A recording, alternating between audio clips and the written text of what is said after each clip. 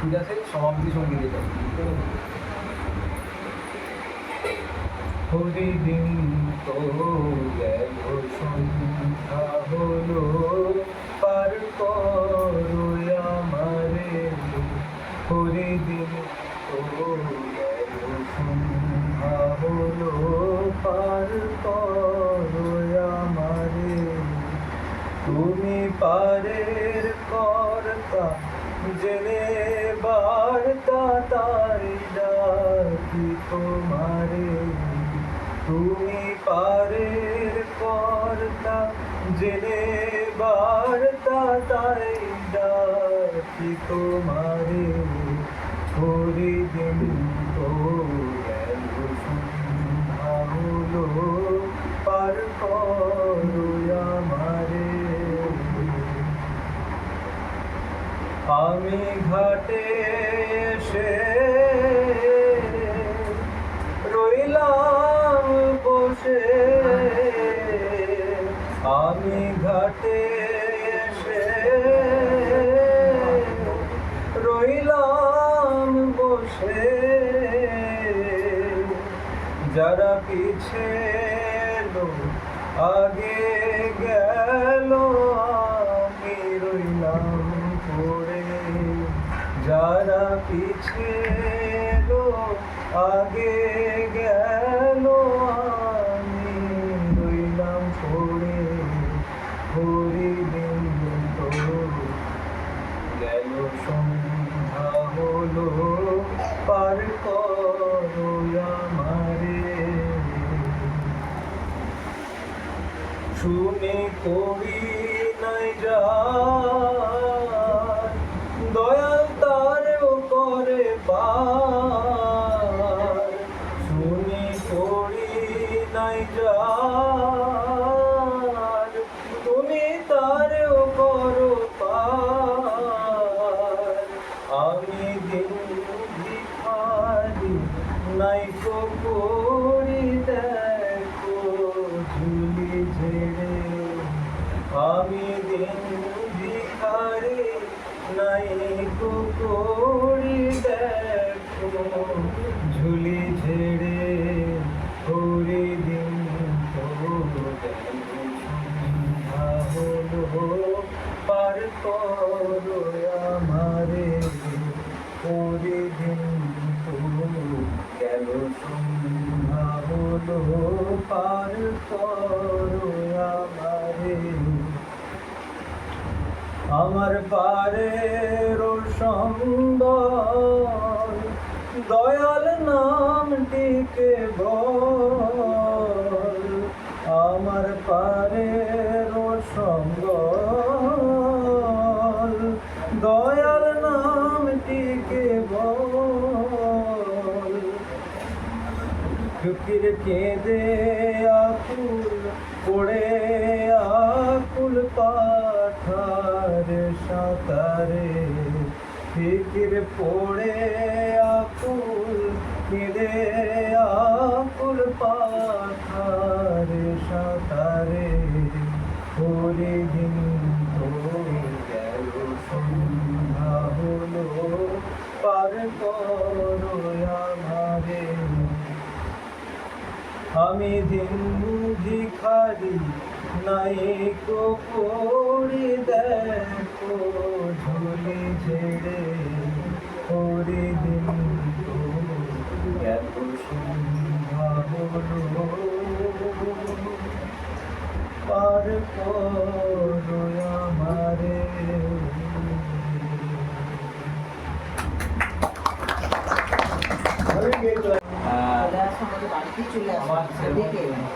আমার মোটামুটি যেটা বলার, সেটা হচ্ছে যে আমার যোগাযোগ বাবাজির সঙ্গে স্যারের সঙ্গে। আমাদের পড়াশোনা করতে করতে স্যার সাক্ষাতে যোগাযোগ করলেন, আর সেই সূত্রে যোগাযোগ সকলের সঙ্গে যাওয়া হয়েছে। আমার সঙ্গে কিছু হয়নি, সেটাই হচ্ছে আমার যেটা যা আলোচনা হয়েছে তার থেকে যেটুকু বলার, সাপোজ যেটা আদেশ দিয়ে গেছে যে আমাদের এই জিনিসগুলো যদি শুধু একটু আলোচনা হোয়াটসঅ্যাপ গ্রুপের মধ্যে থাকে, মনে হয় সেটা দীর্ঘস্থায়ী বা তার বিস্তারটা দীর্ঘসূত্র হবে না। সেটা আমরা যেমন হোয়াটসঅ্যাপে একটা দিনের জন্য অপেক্ষা করি, সেটা তো করতেই হবে। সেই সঙ্গে যদি আমরা একটু সম্ভব হয়, কতটুকু সম্ভব হয় জানি না, এই ব্যাপারটাকে আমার নিজের প্র্যাকটিস অভ্যাস যোগ্যতা হচ্ছে যে অনুভূতি থেকে নির্ণয় দিতে পারি, আর থিওরির মতো থিওরি হয়ে যায়। যেমন আমি অনেকবারই বলেছি, আমার মধ্যে যেটা ঘটে, আকাশে বিদ্যুৎ চমকালে ঘুটঘুটে অন্ধকার গ্রামের রাস্তা চকচকে হয়ে যেন মনে হয় এর থেকে বেশি পরিষ্কার কিছু নেই। আর সেই বিদ্যুতের প্রভাবটা যখন চলে যায় আবার অন্ধকারে ঘুরে যায়। ঠিক একই ঘটনা একদিন বাবাজিকে নিয়ে ওই মহাচক বাজারের দিকে যাচ্ছিলাম, সাইকেলে হেঁটে হেঁটেই যাচ্ছে। ওখানে জিজ্ঞাসা করছিলাম, বাবা আপনার কাছে আসলে একরকম মনে হয়, আবার যখন চলে যায় কেন এরকম হয়? তখন আবার সব দিনে কেমন বই নিলে হয়ে যায়, আবার আগের মতোই হয়ে যায়। বলে আরে এটা তো হবেই, নুন জলে দিলে গলে যাবে, কিন্তু আবার ফুটালে সেটা নুন হয়ে আসে। আরেকটা জিনিস জানবি, পাকা মাটি আর কাঁচা মাটির পাত্র, কাঁচা মাটির পাত্রটায় জল দিলে গলে যায়, কিন্তু সেটা যদি ঠিক পুরানা হয়ে যায় তাতে দেখি ভাত তৈরি হচ্ছে, তাতে জল দিয়েও ভাত তৈরি হচ্ছে। সেই কথাটা আমার যে মনে হয়েছিল যে একদম এরকম এরকম সায়েন্টিফিক কথা বলছে যে মাটির পাত্রটা জল দিলে গলে যায়, আর মাটির হাঁড়িতেই যখন সেটা পুড়িয়ে তৈরি হচ্ছে সেটা ভাত তৈরি হচ্ছে, তার নিচে আগুন করে জল, কি অদ্ভুত জিনিস। সেদিন থেকে একটা অন্য ধারণা তৈরি হয়েছিল, সেটাও ভেতরে একটা জায়গা করেছিল। চরম অনুভূতির জায়গাটা আসলো তখন একটা ঘটনা শুনলাম। উনি মারা যাওয়ার পরে ওনার শেষ জীবনটা খুব শারীরিক যন্ত্রণায় গেছে। শারীরিক যন্ত্রণার শব্দটা বললাম, মানসিকটা বললাম না, জেনে বুঝি। কারণ ক্যান্সার রোগে আক্রান্ত এবং সব ক্যান্সারের যন্ত্রণা সব রকম হয় না। কিছু কিছু ক্যান্সারের যন্ত্রণা হয়, মানুষ এতটাই যন্ত্রণা হয় সে আত্মঘাতী করতে যায়, যেটা আমার নিজের বাবার জীবনে হয়েছিল। উনি, আমার বাবা ক্যান্সারে আক্রান্ত হয়েছিলেন, এতটাই যন্ত্রণা হয়েছিল, একটা বর্ষাকালে শ্রাবণ মাসে বৃষ্টিতে ঝমঝমে অবস্থায় নিজে আমাদের দিকে পাশে রেখে, যখন আমার বয়স 11 মাস, সেই অবস্থায় ওই বর্ষাকালে রাত্রিতে একটা গাছে কাপড় টাঙিয়ে গলা দিয়ে দিয়েছে। ক্যান্সার রোগের যন্ত্রণাটা কীরকম সেইটা রামকৃষ্ণদেবেরও হয়েছিলেন, সেইটা বাবাজিও হয়েছিলেন। তার ফলে উনি শেষ সময় শারীরিক কষ্ট পেতেন, আবারও বলছি শারীরিক কষ্ট পেতেন। আমি নিমাই কাকু তথা আমার গুরুদেব আমাকে দীক্ষা দিয়েছেন। উনি একটা কথা বলেছিলেন, দেখ তোকে একটা নির্দেশ দিচ্ছি, তুই যেখানেই বলার সুযোগ পাবি একটা উদাহরণ দিবি যে উনি কে ছিলেন, তা নাহলে কিন্তু তুই অন্যায় করবি, আমার তুই গুরু দক্ষিণা দেওয়া হবে। এটা কি না, যখন শেষের দিকে যন্ত্রণায় পাচ্ছিলেন তখন ডক্টর সুবল ঘোষ এসেছিলেন, তখন ওনাকে জিজ্ঞাসা করছিলেন, বাবাজি কেমন আছেন? উনি বলেছিলেন, স্যারও সাক্ষী, স্যারও ছিলেন, আমি তো ভালো আছি ডাক্তারবাবু, শরীরটা ঠিক ভালো যাচ্ছে। এই কথাটা দিয়ে আমার জীবনের ইতিহাস ভূগোল সবটাই পাল্টে গেছে। একে তো গুরুদেব হিসেবে আমাকে বলেইছেন এটা তোকে সব জায়গায় বলতে হবে, আর এই কথাটা আমার জীবনের ইতিহাস ভূগোল সম্পূর্ণ পাল্টে দিয়েছে যে উনি কিন্তু আমরা যেরকম ভাবি নিমপদ ঘুরে সবাই মানুষ হিসাবে যেটা দুহাত দুপা একটা অবক্ষর চেহারার মানুষ ছিলেন, আদৌ না, এটা সর্বৈব মিথ্যা। একটা ক্যান্সার রোগী টার্মিনাল কন্ডিশনে এসে বলছে আমি তো ভালো আছি ডাক্তারবাবু, আমি তো ভালো আছি ডাক্তারবাবু, শরীরটা ঠিক যাচ্ছে। দ্যাট মিনস উনি শরীর ছিলেন না। এবং আমি জানি ক্যান্সার রোগ হলে শরীরের সঙ্গে মনের একটা তীব্র যন্ত্রণা হয়, আমি কবে চলে যাব। তার মানে উনি শরীরও ছিলেন না, উনি মনও ছিলেন না, তাহলে কে ছিলেন? তার মানে একটা জিনিস এখান থেকে শিক্ষার বিষয়, আমরা যেটা ভাবি আমি শরীর, আমার এই শরীর দেহটা মানে শরীর, বা আমি এইটা হচ্ছে গুরুপ্রসাদ কোপাল, এটা হচ্ছে যুগলদা, আসলে কিন্তু তার নয়। আসলটা এর ভিতরে একটা আলাদা জিনিস আছে, সেই চেতনা, সেই যে সূক্ষ্ম শরীরটা, সেটাই কিন্তু আসল শরীর। যে অনুভূতিটা আমাদের, সেই অনুভূতিটা আমাদের যেদিন আসবে, সেই দিন কিন্তু আমরা সেই অনুভূতিটা গভীরভাবে আমাদের যেদিন আসবে, সেদিন কিন্তু আমরা এই সংসারে, এই সমাজে, এই জগতে যত দুঃখ কষ্ট যন্ত্রণা বা আনন্দ আপ্লুত পুলকিত ঘটনা, সব কিছু থেকে বিচ্ছিন্ন হতে পারবে। বারবার আমি ঢ্যাঁড়সের উদাহরণটা দিই, কারণ আমার নিজের চোখের সামনে আমি দেখতাম বুড়ো ঢ্যাঁড়স দিলেও কিছু বলতেন না। তার কারণ কিন্তু বুড়ো ঢ্যাঁড়স, নরম ঢ্যাঁড়স, এগুলো কিন্তু শরীর খায়, শরীরের প্রাপ্য। উনি বিরক্ত হতেন না বা উনি অসন্তুষ্ট হতেন না, কারণ উনি ছিলেন না ওইটার মধ্যে।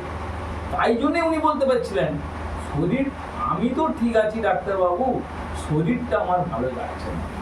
আসলে আমাদের দুঃখ কষ্ট যন্ত্রণা সব কিছুই একটাই জায়গা, বা পুলকিত আনন্দিত হওয়ার বা উৎসাহিত হওয়ার বা অহংকারের একটাই জায়গা, সেটা হচ্ছে আমাদের মন আর আমাদের শরীর, যেটা উনি ছিলেন না। যেটা উনি ছিলেন না, উনি ছিলেন ওদের থেকে আলাদা। মানে এটা আমি আর অন্য জায়গা থেকেও অনুধাবন করে পেয়েছি, স্টাডি করে, যে আমাদের যা কিছু আমরা কষ্ট পাই বা দুঃখ পাই, আমরা শরীর আর মন কেন্দ্রিক থাকি বলে, অর্থাৎ আমার দেহ তত্ত্বের মধ্যে সীমাবদ্ধ থাকি বলে। কিন্তু উনি সেটা ছিলেন না। উনি যে এই অনুভূতিটা অন্য জায়গায় নিয়ে যেতে পেরেছিলেন বলেই আজকে কিন্তু উনি অন্য জগৎ থেকে আমাদের দুঃখ যন্ত্রণাগুলোতে নিতেন, কিন্তু নিজের কোনোদিন কোনো জায়গায় স্যারও বললেন বা অন্যরা বললেন 5 টাকা ধার বা কষ্ট, এটা কিন্তু কোনোদিন বলেন। এইটা একটা ঘটনা এরকমই, মানে আমি যেটা ওনাকে দেখে বুঝেছি, যদি আমরা কোনো জিনিস শরীরে বা মনে নিই সেটা বাড়ে, কিন্তু যদি ওখান থেকে আমরা বিচ্ছিন্ন করতে পারি সেটা কমে। বলছে ঘটনা এরকম, শুভঙ্কর আজকে আমাকে যাওয়ার সময় একটা বাজে কথা বললো, যে দেখো গুরুপ্রসাদ একটা কি সুন্দর একটা বেশ ঘরোয়া পরিবেশ হচ্ছিল, তুমি সেখানে একটা তাত্ত্বিক ঘটনা বলে দিয়ে আমাদের যাওয়ার সময় মনটাকে ব্যাজবেজার করে দিই। এটা কাকে বললো? গুরুপ্রসাদ কোপাটের মনকে বললো। গুরুপ্রসাদ কোপাট ওকে দুঃখ পারে। আমি এত কষ্ট করে এটা বুঝে আসলাম, বললাম, আমাকে বলে বললো শুভঙ্কর, হ্যাঁ পাবো যদি আমি এটা মনে নিই। আমি তো ওই মনটা নয়। কেন মনটা নয় তার প্রমাণ কি আছে? এইখানে বসেই প্রমাণ আছে। আমি বলছি আমি মনে দুঃখ পাচ্ছি, তাহলে আমি কি মন? আমি বলছি আমি লাল জামা পরে এসেছি, তাহলে আমি কি লাল জামা? আমি যদি মন হতাম তাহলে আমি কি করে বলছি আমি মনে কষ্ট পাচ্ছি? আমার পাটা স্লিপ করে পাটা ভেঙে গেল, আমার পাটা ভেঙে গেল, তাহলে আমি কি পা?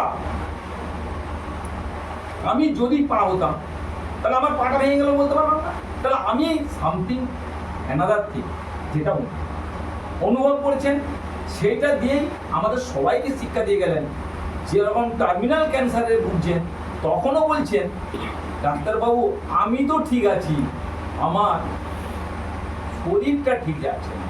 আর সেই জন্যেই দুঃখ কষ্ট যন্ত্রণাকে উনি উদাহরণ দিয়ে বলতে গেলেন, আমাদের কাছে চরম এক্সাম্পল, আমরা কিন্তু শরীর বা মন নয়। আর মানে বললে অন্যরকম লাগলেও তো বলতে হয়, হয়তো আশা করি এই সঙ্গে কেউ নেবে না। আমি চেষ্টা করি এখন ওই ভাবটা কতক্ষণ একটু আনা যায়। আমাকেও অফিসে কর্মক্ষেত্রে কেউ কিছু বলে ফেললে প্রথমটা ভীষণ দুঃখ পাই, তারপরে কিন্তু আমি যতটা তাড়াতাড়ি পারি এই আমার মানি ব্যাগটা সবসময় আমার পকেটে থাকে, ওই এখানে আমার এই ফটোটা, ওনার ফটো, আমার গুরুদেবের ফটো থাকে। আমি যত তাড়াতাড়ি পারি, মানে সেই দরকার হলে একটু দূরের জায়গায় গিয়ে, ইচ্ছা করে একটু টার্মিনাল জায়গায় গিয়ে যেখানে কেউ যায়নি, গাছপালা দেখতে গিয়ে আমি খালি একটা জিনিস স্মরণ করি, আমাকে এই ধৈর্য শক্তিটা দিন আমাকে, যে আপনি যেটা গিয়েছিলেন, যে আমি তো শরীর নয়, তাহলে আমি কেন ওই কথাটায় শুভঙ্করের কথাটায় দুঃখ পাচ্ছি? আমার তো পা ভাঙেনি, আমার তো মানে শুভঙ্কর দুঃখ দেয়নি। বাকি কেউ পুলকিত বললো গুরুপ্রসাদটা খুব ভালো বলছে, খুব ভালো বলছে, এই সে তো আমাকে বলছে না। গুরুপ্রসাদটা তাকে শরীর, তাহলে আমি ওই ভালো কথায় যেমন পুলকিত হব না, অহংবোধ করবো না, উৎসাহিত হয়ে পড়বো না, আবার শুভঙ্করের যা শুভঙ্করের নামটা অনেকবার বলে ফেলছি, শুভঙ্করের ওই আঘাত কথাটাতে, বা আমার মিসেস আমাকে একটা আঘাত দিল, আমার মেয়ে আমাকে একটা আঘাত দিয়ে দিল, আমার মিসেসের সঙ্গে আমার সম্পর্ক, আমার মেয়ের সঙ্গে আমার সম্পর্কটা দেহ কেন্দ্রিক, শরীর কেন্দ্রিক। শুভঙ্করের আমার সম্পর্কটা এই সঙ্গের দেহ কেন্দ্রিক, কিন্তু শুভঙ্করের ভিতরে যেটা আছে আমার ভিতরেও সেটা আছে। সেই সেই শক্তিটা কোনোদিন কাউকে আঘাত দেবে না, দিতে পারে না। সেই অনুভূতিটা আমি মানে অহংবোধ হয়ে যাচ্ছে, তবুও যেন পাপ করছে বলতে পারছি, একটু একটু করে আগালে হয়তো এই জন্যে এই সাত সমুদ্রের মহাসমুদ্রের একটা বালুকণাও যদি জোগাড় করতে পারি, হয়তো পরের জন্য এই সঙ্গেই আবার আসবে। কারণ উনি বলে গেলেন এই যদি আমার ভাব ঠিকভাবে না প্রচার হয়, স্যারটা বলতে পারবেন, তাহলে হয়তো আমাকে আবার আসতে হবে। আমার মনে হয় আমাদের মতো কাঁচা যারা রয়ে গেলাম তার জন্য ওনাকে আসতেই হয়। মানে অর্ধপাক্য বা মানে কাঁচা আমে সেই সিল পড়ে গেলে লাল লাল হয়ে যায় না, আমরা হয়তো সেরকম একটু লাল লাল হচ্ছি, কিন্তু এখনো পাকার গন্ধ আসে, আদা পাকা সেই পচা মানে পাকার মধ্যে রয়েছে। এইটুকুনি আমার বক্তব্য। ওনাকে পেয়ে, ওনার ওই অনুভূতিটা পেয়ে আমি ভীষণভাবে পরিবারে, সমাজে, এমনকি রাস্তাঘাটে বাস কন্ট্রাক্টরের সঙ্গে যখনই মনোমালিন্য হয় আমি চেষ্টা করি, আমি গুরুপ্রসাদ নয়, বাস কন্ট্রাক্টর আমাকে বলছে, গুরুপ্রসাদ কোপাটকে বলেছে, গুরুপ্রসাদ কোপাটের শরীরটাকে বলেছে, গুরুপ্রসাদ মনটাকে বলেছে, গুরুপ্রসাদ কোপাট শরীরটা নয়। কোনোভাবেই আমি যখন চলে যাব, এবং আমি এটা চেষ্টাও করি, আমার নিজের কথাই বেশি বলা যাচ্ছে, যে আমি চলে গেছি, পাশে আমার বাড়ির পাশেই আমাকে প্রথমে শোয়ানো হবে, তারপরে সেখানে যা যা যাগযজ্ঞ করা হবে আমি কোনো একটা দূর থেকে দেখব। স্যারের যেটা বক্তব্য মৃত্যুর পরে খুব কাছাকাছি থেকে দেহকে দেখা যায়, আত্মা দেখে, সবাই কান্নাকাটি করে, তাতে আত্মা কষ্ট পায়, তাতে আত্মা দুঃখ পায়, কিন্তু আমি দেখব আমি এখন নিজে নিজে শুয়ে শুয়ে সেটা আমি ওইটা আমার শরীরটা থেকে আমি নিজেকে বিচ্ছিন্ন করার চেষ্টা করি।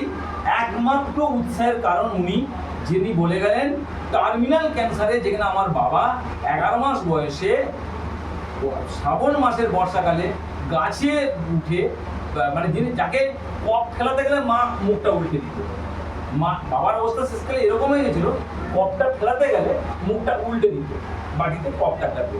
সেই বাবা 11 মাস বয়সে, আমার 11 মাস বয়সে উনি বললেন কি বর্ষাকালে গাছে উঠে পরনের কাপড় গলায় দিয়ে মারা গেলেন। তাহলে কতটা যন্ত্রণা। এবং আমিও যখন ওনার কাছে আসছি শেষকালে দু একবার আমাকেও বলেছেন এই মুগরটা দিয়ে মাথায় মেরে মেরে দিতে পারিস বাবা। তখন পার্টিকুলার মনে আছে মেজবৌদি বলছে, বাবা এই কথাগুলো কি শোনা যায়, আমরা কি শুনে ভালো থাকতে পারি? আমার এই কথাটাও মনে আছে। তাহলে উনি এই কষ্টটা পেতেন।